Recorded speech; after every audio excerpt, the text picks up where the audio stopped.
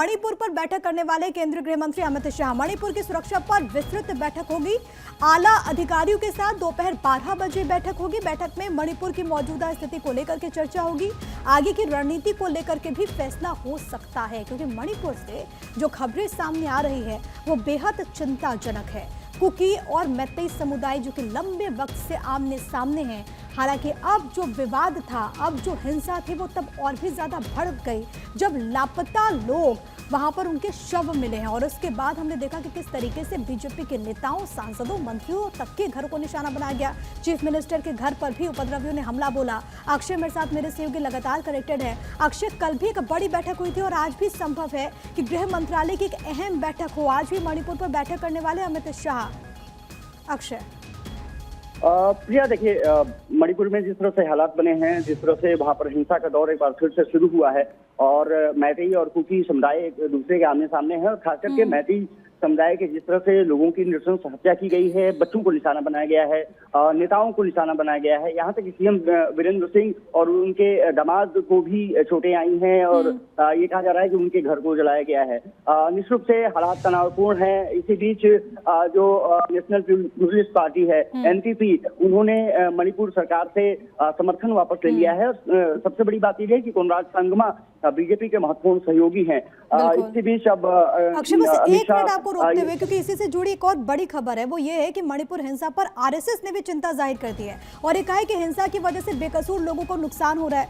19 महीने से जारी हिंसा अब तक अनसुलझी है। ये आरएसएस की तरफ से, राष्ट्रीय स्वयंसेवक संघ की तरफ से बात कही गई है। अक्षय, देखिए, महत्वपूर्ण हो जाता है। सबसे बड़ी बात ये रही कि केंद्र सरकार लगातार मसले पर नियंत्रण बढ़ाने का प्रयास भी कर रही है। तमाम विपक्षी पार्टियां निशाने पर ले रही हैं।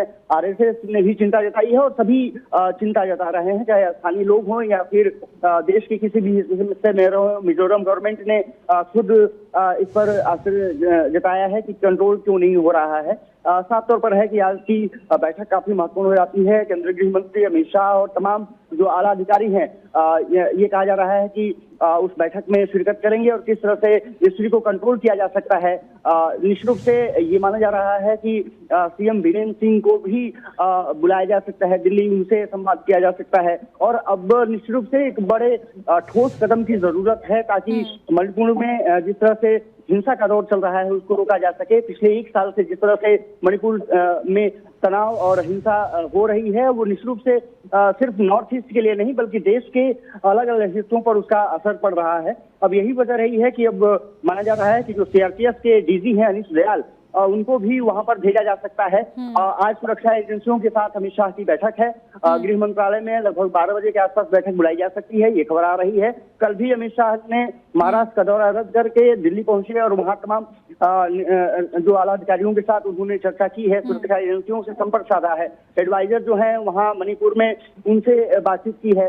आज ये माना जा रहा है कि सभी अधिकारियों के साथ चर्चा कर, विमर्श कर किस तरह से वहां। लेकिन अक्षय, जरा ये अपडेट दीजिएगा। देखिए, सरकार की तरफ से तो अपने कदम उठाए जाएंगे और वहां पर हलचलें बहुत तेज है, लेकिन बीजेपी पार्टी के स्तर पर क्या कदम? क्योंकि वहां पर इस वक्त जो हालात बने हुए, 60 विधानसभा की सीटें बीजेपी का मेरा ख्याल है कि 30 से ज्यादा विधायक हैं। 7 कुकी पहले से साथ छोड़ चुके हैं, एनपीपी भी पीछे हट गई है। कुछ विधायकों ने एक लेटर भी लिखा है जिसे मुख्यमंत्री को बदलने तक की मांग कर दी गई। पार्टी स्तर पर इस वक्त क्या चल रहा है?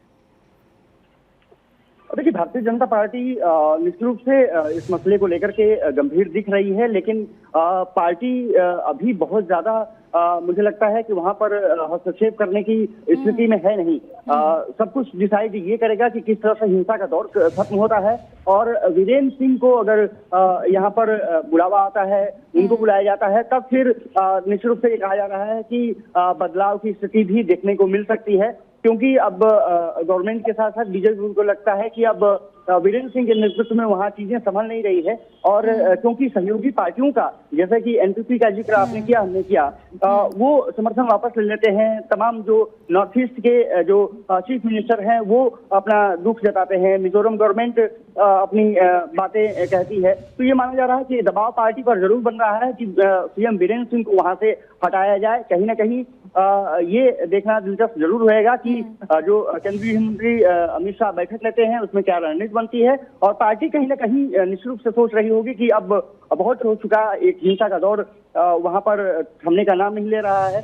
कहीं ना कहीं चुनौती अब सामने बीजेपी के सामने ये होगी कि वीरेंद्र सिंह को बरकरार रखा जाए या उनको हटाया जाए। खबरें जो हमारे पास आ रही हैं कि निश्चित रूप से अब बीजेपी ने सोचना शुरू कर दिया है कि अब शायद उनसे आगे बढ़ करके सोचना होगा अगर मणिपुर को में स्थिति अच्छी करनी है, क्योंकि एक मुद्दा वो भी लगातार बढ़ता जा रहा है। ठीक है, लेकिन पहली कोशिश यही है कि जल्द से जल्द हिंसा पर कंट्रोल किया जाए, हिंसा को रोका जाए और इसी को लेकर के लगातार बैठकें।